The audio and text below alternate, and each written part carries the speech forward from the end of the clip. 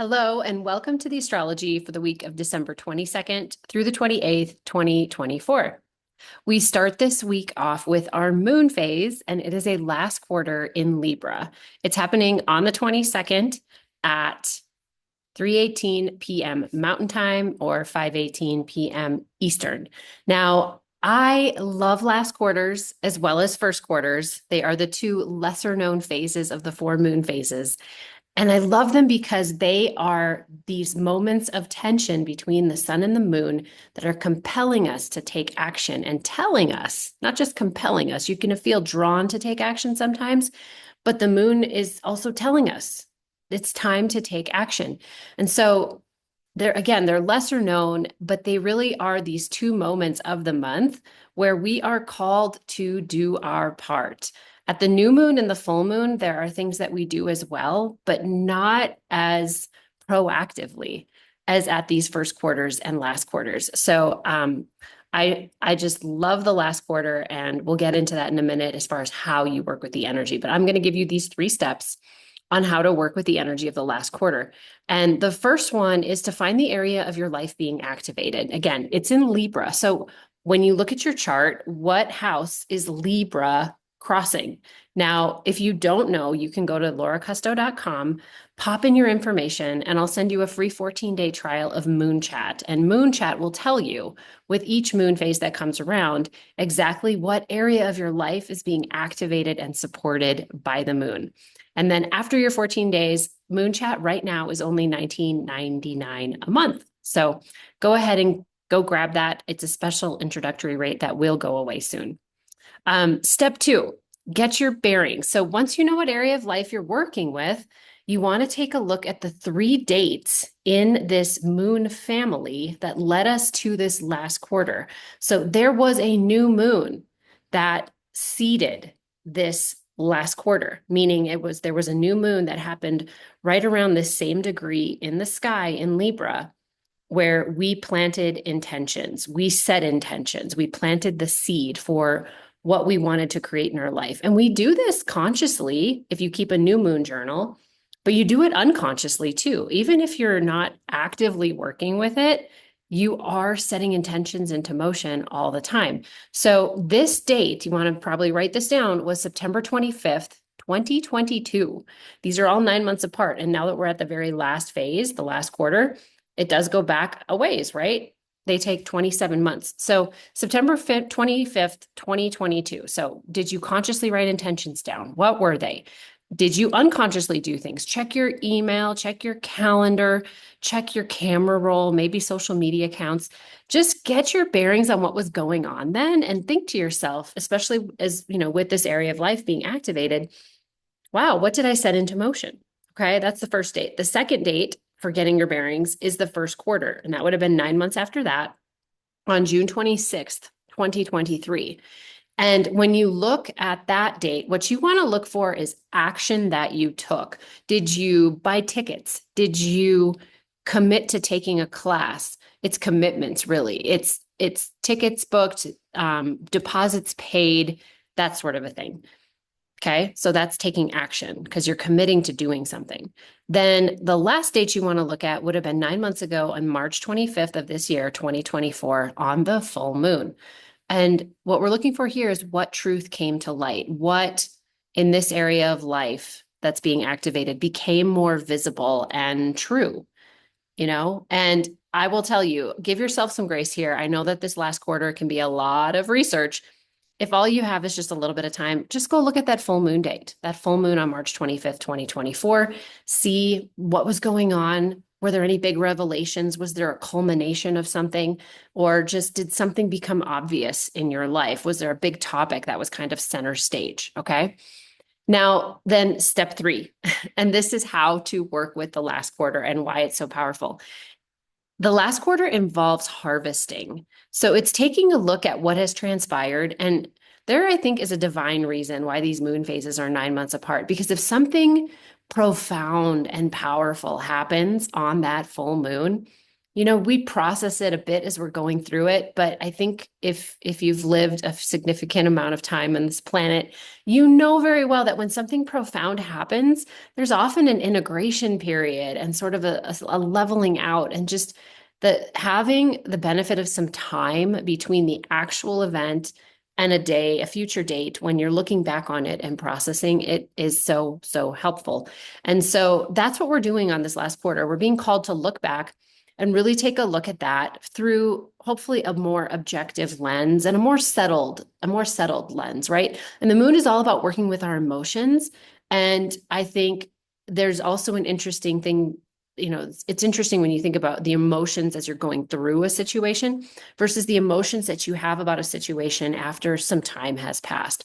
And so again, the last quarter is all about processing and really doing that deep sort of harvesting, taking what's worth keeping from that situation and letting the rest fall away, clearing the garden. And so the analogy of working with a garden is perfect for these moon phases because we plant the seeds on the new moon, we water them, we nurture them, we do our part to push them along on the first quarter, and then on the full moon we see the bloom, or we see what we've created. It might be a bloom, or it might be a dead flower. It might not have grown. Who knows? If you overwater something, right, it doesn't work. If you don't water at all, it also doesn't work. Now, and then on the last quarter, it's the time to harvest, to take the seeds from that flower that you want to replant on the next new moon in this area of life, and then to take everything else and clear it away, right? Create fertile soil here on this area of your life. So that is how you work with that last quarter. Now, I want to give you an example of this from an unconscious perspective and from that of a child. And I talked about this on my social media account on Instagram a few weeks ago when I put this together. Honestly, it took me a hot second to put this together for myself. But on the last quarter that we had, which would have been near the end of November, my daughter came to me and she said, "Mom, I really want to get rid of my toys in our living room." Like she's about 10 and a half, and she's kind of getting to that age where she's growing up a little bit, right? But she looked around our house, and it finally occurred to her, oh, having toys in the middle of the living room all the time isn't how I want my house to be, as I'm growing up. And so she said, "Can we figure out how to make sure that all my toys are in my room?" And I said, "Absolutely. We can put some more shelving in, we can do some things, and we can probably, maybe it's time to get rid of a few things too, honey." And she's like, "Yeah." And it was right before the holidays, and I thought, it's a really great time to donate some of her toys that are still in really good condition, right? So we went ahead and did that. And then the last quarter, as we were doing it, the last quarter came along, and it took me about a week after it happened to realize that, oh my goodness, that last quarter fell in her fourth house of her home, her femininity, but her nurturing and what makes her feel safe and grounded and sort of, and, at peace. And for a child, their toys are theirs. Their house is their house, but their toys are their possessions within their house. And so for her to unconsciously come about this natural wanting to let go of something in that realm, I thought was just so beautiful. And so I hope that's helpful, and you take that with you as you think about how to work with this last quarter moon. All right. Now let's move on to the astrology for the week. So after that last quarter moon on the 22nd, the next aspect that we have is Jupiter squaring Saturn, and is becoming exact on the 24th. It is operational. These planets move very slowly. And so when it becomes exact, it has been building for a few days, but the moment of exactness is on the 24th. Now, Jupiter squaring Saturn it doesn't happen very often. It happens about every 4 or 5 years or so. So when these planets move around, they make a conjunction every 20 years, almost like clockwork. It's called the Grand Conjunction. Now, the last Grand Conjunction that we had was December 21st, 2020. When you think about 2020, we go back to that time, lots and lots of crazy powerful things come up, right, with the pandemic. So, but looking back to that date, December 21st, 2020, it happened in Aquarius. which is an air sign.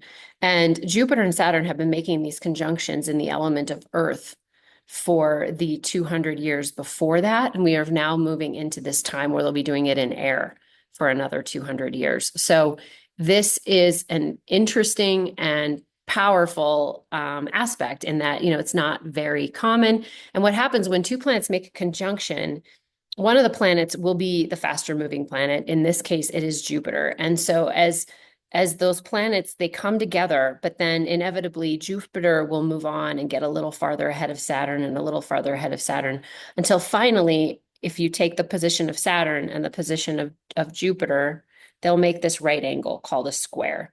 Now, that's where we're at. And so the moment of exactness again is on the 24th of December. Now, Jupiter is also going through its retrograde, meaning in the sky, it appears to go backwards. Now, so when it does that, it creates that moment of exactness. It'll happen, and it'll move on, and then it'll move back and it'll create it again. And then it will go forward again and it'll create it again. So there's actually 3 passes of this moment of exactness. And this is actually the second one. And so a couple of dates for you to look at. Again, this is the second one happening on the 24th. The first one happened back on August 19th of this year, 2024. And then the very last one will happen on June 15th of 2025. And so what does this whole aspect represent, right? Jupiter is the planet of expansion, growth, optimism, okay? It's kind of known as the Santa Claus of the zodiac. Wherever Jupiter is, it sort of blesses with abundance that area of your life. Now, in astrology, however, it is closer to the sun than Saturn. And up until the modern era, where we discovered the outer planets, which are Uranus, Neptune, and Pluto, it was working only with the visible planets. And the very last visible planet in the sky for a very, very long time was Saturn. And Saturn came to be known as it represents that. It's sort of like the end, the border. And so Saturn represents structure, rules, regulation, discipline, responsibility. And so there is this precept in astrology that Jupiter can expand, but it can only go as far as Saturn will allow it. Okay. Still, when these two planets square off, there's energies at play, right?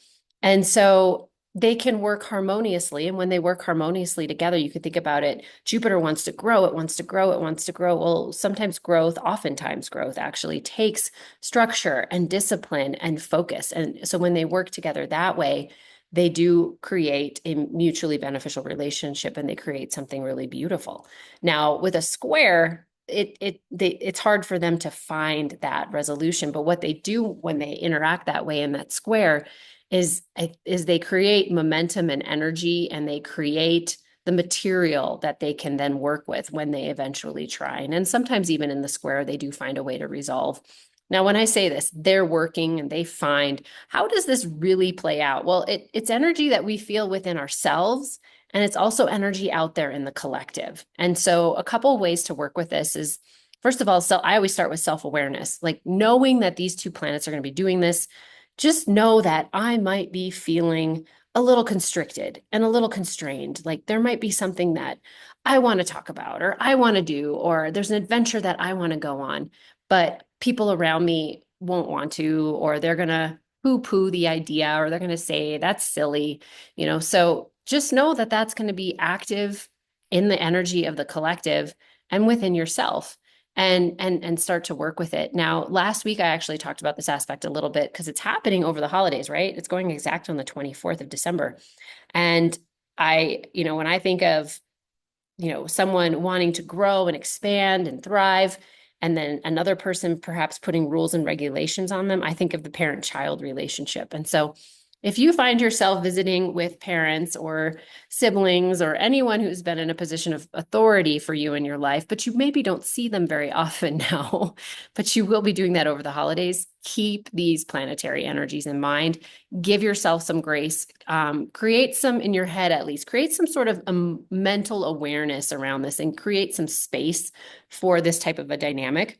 And oftentimes, if whether you're the person that brings more of the rules and the regulations and the responsibility of the conversation, or you're the person who brings the expansion and the excitement and the growth, create some emotional and mental space for some debate and conflict in this. Because, what happens when we do that is the other party is often put at ease, right? Because they're able to speak their part and you're able to have more of a dialogue around it than have it escalate into an argument, right? So I would just keep that in mind over the holidays. This energy is going to stay pretty active through about the 29th of December. And then it'll move on and we'll get the last pass in June of 2025 on June 15th. Okay, then we move on to a couple of aspects for Mercury that are happening on the 26th and 27th. So Mercury is in Sagittarius. It's been there through the month of December. It's retrograded, and now it has moved and gone direct as of the 15th. Now, Mercury, what's happening is that Mercury is making its final opposition with Jupiter on the 26th. And then late on the 26th, moving into the 27th, it is squaring Saturn. So when I think about what Mercury has been through here and taken us through really on this journey through Sagittarius, it's been an interesting one. And I've commented that Mercury going retrograde in Sagittarius isn't necessarily a bad thing because Mercury rules Gemini, and Gemini is exactly 180 degrees opposite Sagittarius. Now, I bring that up because Mercury rules Gemini, and it's in the sign 180 degrees opposite one of the signs that it rules. It rules two signs. It's one of the rare planets that does. But when it's in the sign of its opposition, it doesn't feel at home. It's sort of it's like you're visiting a friend and you're staying in their house, right? Now, and that's really what's happening with Jupiter and Mercury, because Mercury is in Sagittarius, but Jupiter rules Sagittarius. And then Jupiter's over there in Gemini, which is what Mercury rules. So I've heard another astrologer talk about that, how it's like you're staying at your friend's house and you can talk to each other and kind of tell each other what's in the house and try to make them feel at home, but you're not at home, right? Because it's not your house. Now, when I think about this final opposition and what does it really mean and how has it been playing out? So a couple of dates to maybe kind of keep in mind, take a look at. This opposition was direct on November 18th. Then because of the retrograde motion, it happened again on December 4th. And now we get the final one on the 26th here, 26th of December. And so the Jupiter Mercury themes are really all about this push-pull or finding a balance between Mercury, which is intellect and analysis and the mind, and then Jupiter, spiritual growth, well-being, and expansion. So it's kind of like Mercury looks at the facts of life, but Jupiter looks at the meaning of life, right? And so Mercury's sitting there in this meaning of life sign, but it's more of a facts of life person. And then Jupiter's over there it wants to look at the meaning of life all day long, but it's being forced to look at the facts of life, right? And so as you think about these dates, and especially this very last one, and it's, the day after Christmas holiday here, what does this mean for you? How is this showing up, right? And I think that this is really great energy to kind of help process this last quarter too. Like, what do you really want? What do you have in your life and what is ready to be released? What are you kind of done with, right? How do you, if maybe releasing something could bring more meaning into your life and maybe make the facts of life a little less busy, a little less crazy and hectic, right? And again, right after the holidays, that's going to be super fresh in your mind, right? So that is Mercury and Jupiter. Then we have this square that's happening like literally hours later, Mercury square Saturn. And this also has multiple dates, and this is the final pass. So the dates to look at for this one were November 12th and then December 6th. Now, when Mercury squares Saturn, it's really challenging Mercury to get focused. And I think that, sometimes a Mercury square, well, anytime you have a square to Saturn, it can be a little uncomfortable. But Mercury is over there in Sagittarius, the planet or the sign of meaning of life, right? All these big things, but Mercury is at home being focused. So this square to Saturn can really help Mercury get focused, right? And as it's making this last, it's in the final degrees now of Sagittarius. It's going to move into Capricorn in early January. And so I think this could be really, really helpful. Now, the other thing, and I'm going to weave in this last quarter here again, but Saturn is in Pisces. And so, again, Saturn is this planet of structure and discipline and responsibility. But in Pisces, Pisces is this sort of beneath the surface, very mysterious, subconscious energy. It can be very ethereal and just neither here nor there. And so the meaning really of like, what does it mean for Saturn in Pisces? How does Saturn behave in Pisces? What does Saturn do in Pisces? One of the things is just sort of naturally dissolving structures. So again, back to that last quarter, if you want to get rid of something in your life, maybe it is something that's been in your life a really long time and you are just ready to get done and be done with it. On that last quarter on the 22nd, making a plan and deciding to do that on the 22nd is great. And then if you can perhaps arrange to take the action on the 26th, 27th, 28th, where we've got this Mercury square Saturn, you will have the planetary energies on your side. So that would be how I would work with that energy if you have something like that in your life. Okay. Then we go into the 28th, where we have Venus making a square to Uranus. Now, Venus is in Aquarius and Uranus is in Taurus. These are fixed signs. And this I really see as playing out as, Venus represents pleasure and Uranus represents excitement and innovation and surprises, the unexpected. And so I see this showing up as a desire to shake things up, a desire to, something that you take pleasure in, whether it's, doing something with a romantic partner or an activity that you like to do on your own, maybe an adventure. I see this as you wanting to like just go out there and shake up the routine, right? Like go on a fun date night that you don't normally do, or go if you're into, say, skiing, maybe try a dangerous run that you're not used to doing. So I would say use this carefully and mindfully. It's in the collective, so everyone will be feeling it a little bit, but just be a little careful with it, and also know that it could come in as a surprise, like a total just unforeseen opportunity to do something that is fun and new and innovative in a way that in something that you take pleasure in, right? All right, so with that, I want to end with a little preview of the next update, which will be for the following week. And that moon phase is going to be a new moon. The new moon will happen on December 30th, and it'll happen in Capricorn. It'll be a time to plant new seeds and dream new big dreams. So, but going back to the last quarter and clearing of the garden, again, these seeds are going to be planted in Capricorn. So it's going to be an entirely different area of life than what you're working with here in the last quarter in Libra. Now, every year you get the opportunity to work with each of these 4 moon phases, the new moon, first quarter, full moon, and last quarter, in each of the 12 areas of life. So that's 48 unique combinations, and they build upon one another and link together in very specific patterns. Now, Moon Chat keeps track of all of this for you, and it guides you week by week for which area of life is being activated, as well as how to work with it. So if you want your free trial, again, go to lauracusto.com, pop in your email, and I'll send you the details right to your inbox. All right. Thank you so much for watching. I hope this has been helpful. If you've enjoyed it, please subscribe, like this video, and share it with your friends. And until next time, enjoy this last quarter and the support of Pluto that you have to dig deep and really clean out that which no longer serves you. That way you'll have ample space to call in your biggest dreams. Take care and happy holidays.